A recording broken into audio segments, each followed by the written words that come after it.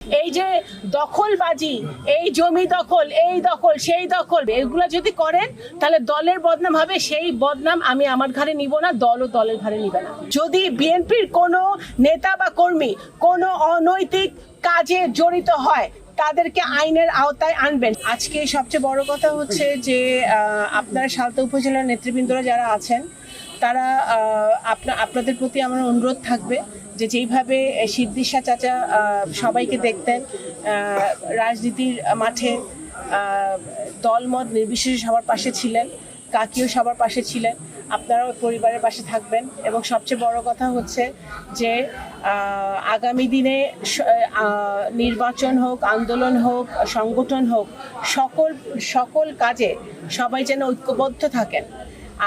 কারণ সালতা উপজেলায় বিভিন্ন ইউনিয়নে বিভিন্ন সমস্যা, নিজেদের মধ্যে আপনার গণ্ডগোল গোলযোগের কথা শোনা যায় এবং গণ্ডগোল গোলযোগের কথা শোনা যখন যায় তখন আমার কাছে প্রতীয়মান হয় যে আওয়ামী লীগের দোসররা যারা চলে গেছে, যারা পালিয়ে গেছে, তাদের দোসররা আপনাদের মধ্যে ঢুকে গোলযোগ সৃষ্টি করছে, যে আপনারা নিজেদের মধ্যে গণ্ডগোল গোলযোগ করে দলের ক্ষতি করছেন এবং সংগঠনের ক্ষতি করছেন। আগামী দিনে যে আমাদের অপার ভবিষ্যৎ, যেটা একটা সুষ্ঠু ভোটের আকাঙ্ক্ষা যে 17 বছর ধরে জনগণ করছে, সেই সুষ্ঠু ভোটের দিকে এই তত্ত্বাবধায়ক এই অন্তর্বর্তীকালীন সরকার আগাচ্ছে।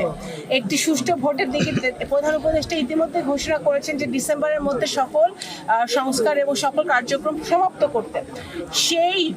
সেই অবস্থায় যদি আপনারা নিজেদের মধ্যে সালতা উপজেলার বিভিন্ন ইউনিয়নের লোকজন নিজেদের মধ্যে গণ্ডগোল করেন তাহলে আপনারা আপনাদের নিজেদের ক্ষতি করবেন, আমরা আমাদের নিজেদের ক্ষতি করব।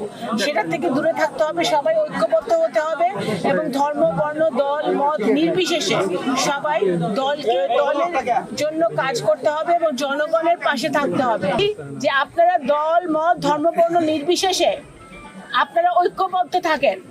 কারণ কে নেতা, যে কর্মীরা নেতা বাছাই করবে, আমি নেতা বাছাই করব না। যারা 17 বছর ধরে মাঠে ছিল, যারা আওয়ামী লীগের সাথে আতাত করে নাই, তারাই নেতৃত্বে আসবে। এখানে আমার কিছু বলার নাই। আমি যেটা বলতে চাচ্ছি যে আপনারা জনগণের পাশে থাকেন। একটু আগে আমি রামনগরে আমাদের দুইজন মারা গেছে, আমরা ওখানে গিয়েছিলাম, ওখানে আমি একই কথা বলে আসছি যে আপনারা জনগণের পাশে থাকেন, জনগণের সেবায় থাকেন। এই যে দখলবাজি, এই জমি দখল, এই দখল, সেই দখল, বালু ভরাট, বালু, এই নদী, এগুলার থেকে দূরে থাকতে হবে। এগুলা যদি করেন তাহলে দলের বদনাম হবে। সেই বদনাম আমি আমার ঘাড়ে নিব না, দলও দলের ঘাড়ে নিবে না। এটা আমার পরিষ্কার কথা। আমার বাবা ওবায়দুর রহমান সাহেব সারা জীবন ন্যায়ের পথে ছিল, সত্যের পথে ছিল। অন্যায়কে সে কখনো প্রশ্রয় দেয় নাই, অন্যায়কে আমিও প্রশ্রয় দিব না।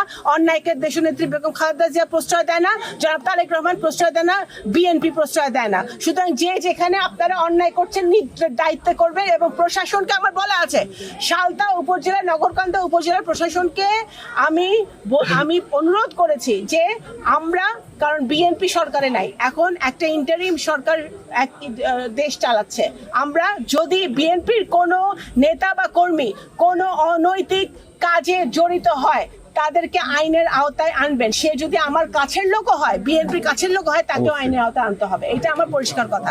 এই কথা মাথায় রেখে আপনারা দয়া করে কাজ করবেন। এর বাইরে যদি করেন তাহলে সেই দায় দায়িত্ব আপনাদের নিজেদের, সেই দায় দায়িত্ব আমি নিব না। আমি দলের একজন কর্মী, আমি সারা জীবন আপনাদের জন্য কাজ করে যাচ্ছি। আমার বাবার অবর্তমানে আমি আরো কাজ করে যাব আমার আমৃত্যু পর্যন্ত, কিন্তু কোনো অন্যায়ের ভাগিদার আমি হব না।